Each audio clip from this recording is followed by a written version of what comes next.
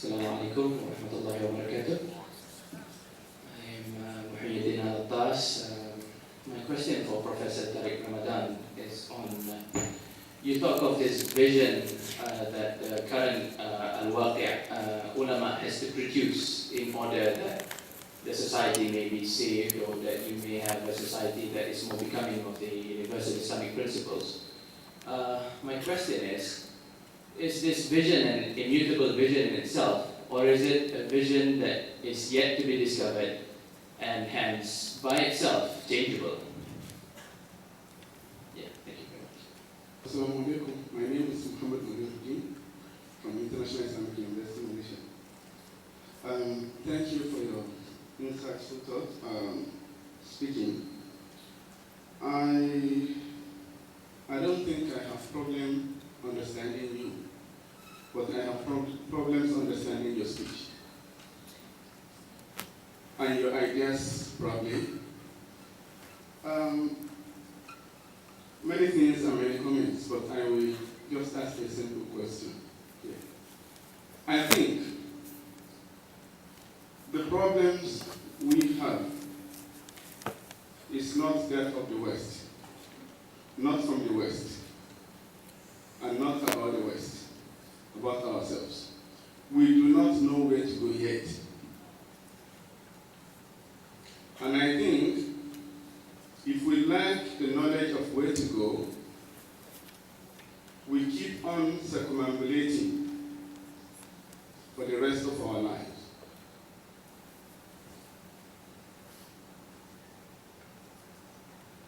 Have we got where to go? And what are the devices to reach where to go? Thank you. Yes, about the vision and I think that there are ends and means and steps, how to use the means to the steps to get to the ends that you want to achieve. Out of our understanding of Islam, what the scholars, for example, Juwayni, and then his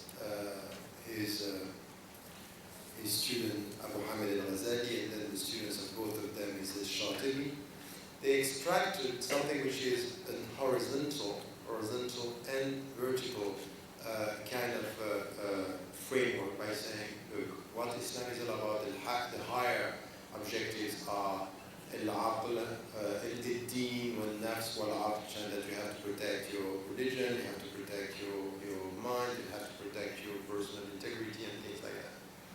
And they are putting it as the highest objective.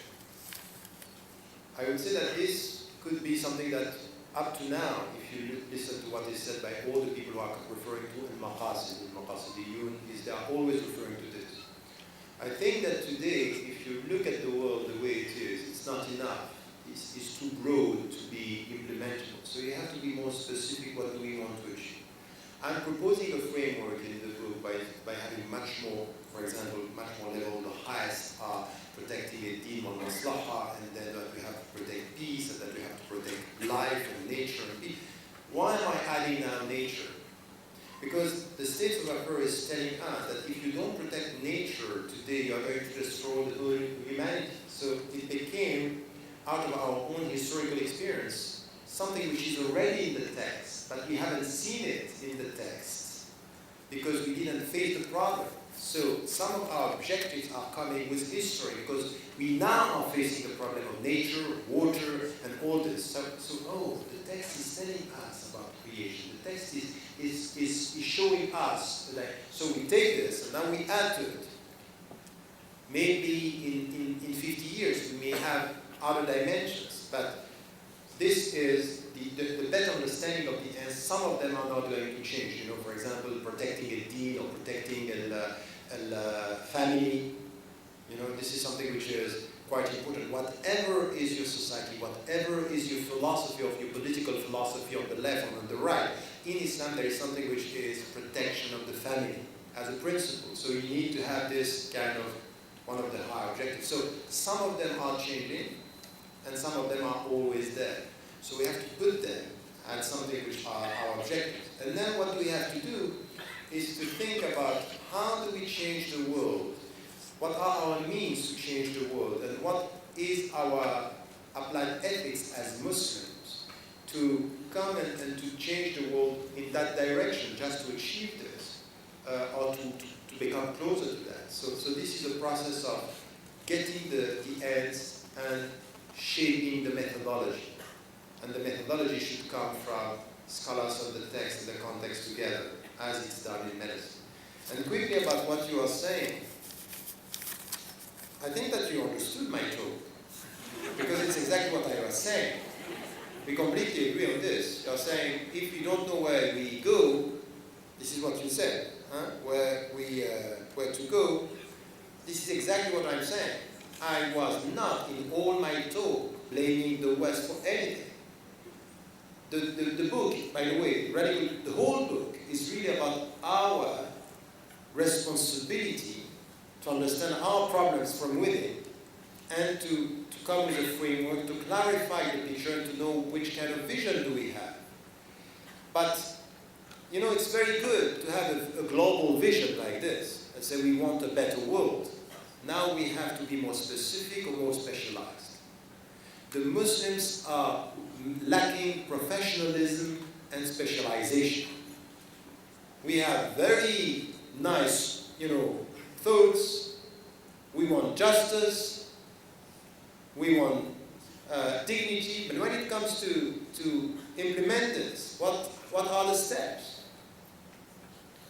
If, for example, I give you are a scholar in your university, I can give you a neighborhood where there is drugs and tell me, okay, you know what?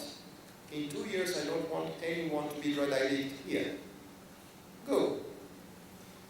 You can come with the Quran and not knowing what is the strategy, because it's very difficult to deal with drug addicts. Very difficult.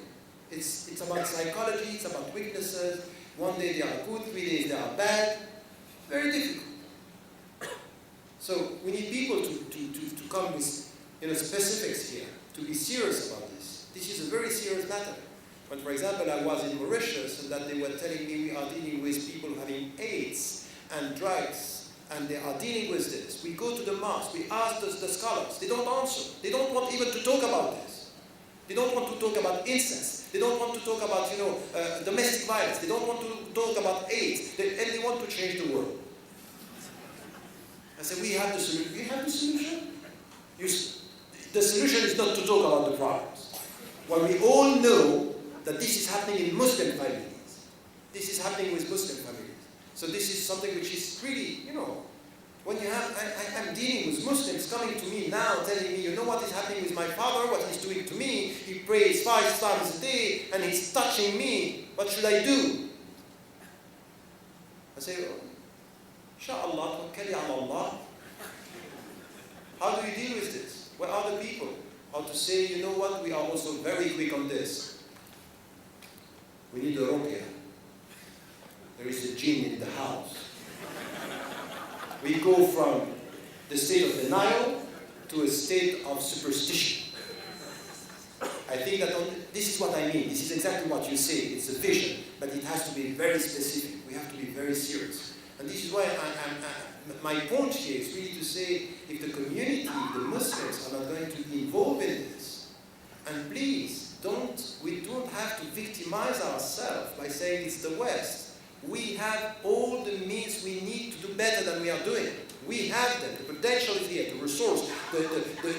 We have the community where you cannot have a community. The most practicing religion now in the world is the Islamic religion, the Muslims. And Islam is the more practiced. What we want is the quality now. It's not the number. In fact, we need both. Quality and the number.